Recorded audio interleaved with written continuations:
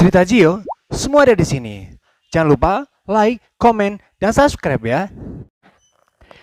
Halo, good morning, selamat pagi. Ketemu lagi di Cerita Gio. Kali ini kita berkesempatan untuk menginformasikan kepada teman-teman bagaimana caranya merawat jam tangan Anda khususnya untuk mesin agar awet dan tahan lama. Biasanya kalau misalnya untuk jam tangan itu yang poin paling penting adalah jangan sampai jatuh. Apalagi kalau misalnya untuk berbahan seperti ini. Nah, kalau misalnya untuk yang berbahan karet seperti ini, body case-nya juga karet, ini biasa G-Shock dia kan sudah shock resist ya. Jadi kalau misalnya jatuh juga tidak apa-apa. Jadi saat kita membeli jam tangan, kita juga harus tahu nih kelebihan dan kekurangan jam tangan tersebut. Nah, biasanya pada umumnya kalau misalnya sales itu hanya menginformasikan kepada si pembeli kelebihannya saja. Sehingga kita sebagai konsumen itu tidak tahu apa kekurangan dari jam tangan ini sehingga kita tidak hati-hati. Semisalnya jam tangan merek T5 ini. Nah, merek T5 ini kan sebenarnya dia water resist ya. Memang water resist cuman hanya sekedar saja. Dan talinya kan juga adalah tali kulit, jadi tidak disarankan kontak langsung dengan air karena kenapa? Tali kulitnya ini akan cepat rusak karena dia bersifat menyerap. Nah, namun kali ini kita membahas bagaimana perawatan untuk mesin. Nah, poin paling penting itu adalah teman-teman kalau misalnya memiliki jam tangan di rumah, kalau misalnya jam tangannya itu mati, itu jangan dibiarkan lama terduduk sehingga baterai yang di dalam itu sampai bocor.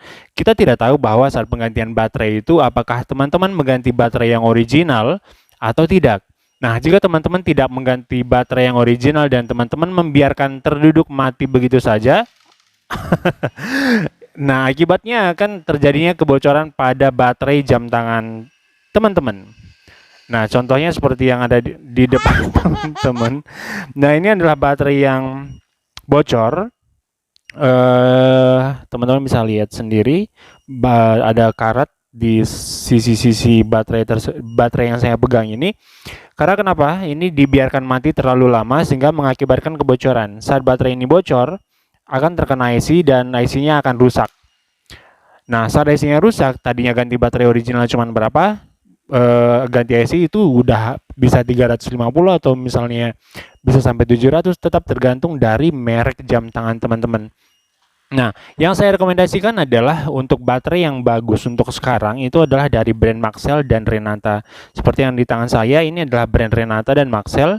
Ini pemakaian sudah 2 tahun tetapi tidak ada kebocoran sama sekali. Masih seperti sedia kala. Karena kenapa?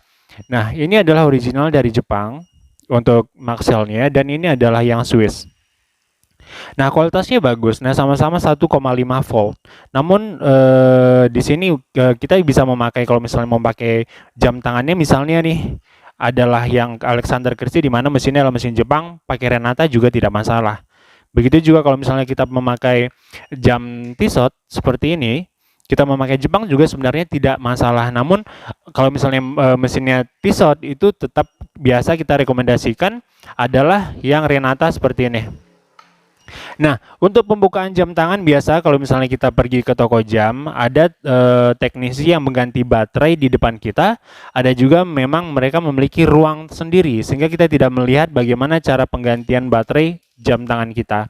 Nah, lebih bagusnya itu adalah kita bisa melihat bagaimana cara mereka mengganti baterai jam tangan kita. Jadi artinya kita lebih puas dan lebih bisa kontrol. Karena kita tidak tahu bagaimana mereka melakukan penggantian baterai untuk jam tangan kita. Nah, kalau misalnya dia model drat seperti ini, biasanya itu adalah memakai kunci seperti ini. Ini adalah model drat dan kita bisa buka. Oke. Oke. Keras pemirsa. Nah, ini adalah model drat. Oke, ini adalah model drat. Nah, jika jam tangannya adalah model seperti ini, maka biasa digunakan adalah model skrup atau obeng seperti ini. Nah, yang paling penting adalah model yang seperti ini adalah model congkel. Nah, model congkel itu biasanya itu kita hanya tekan ini secara keras dan kita tep, dia akan terkopek. Saya coba.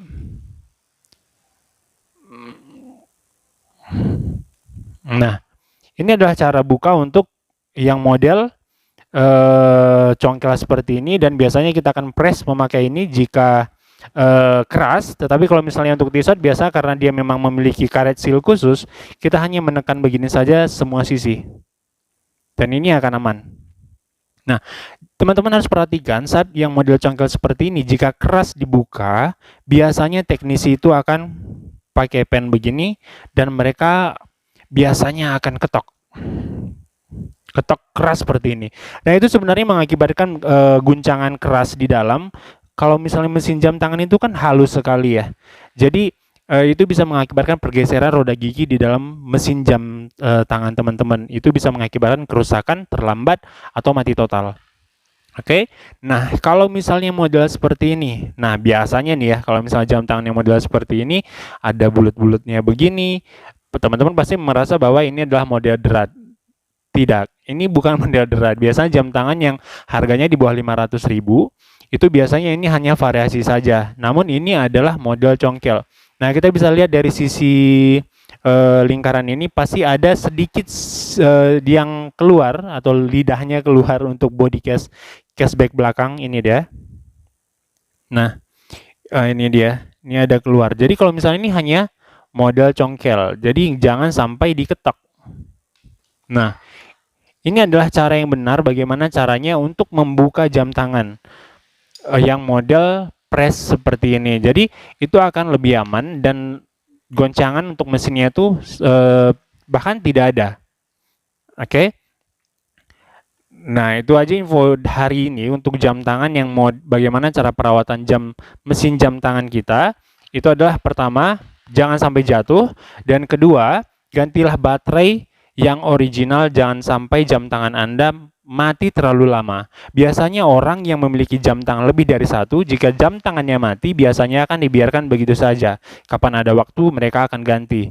Namun biasa itu akan terlewatkan begitu saja karena dia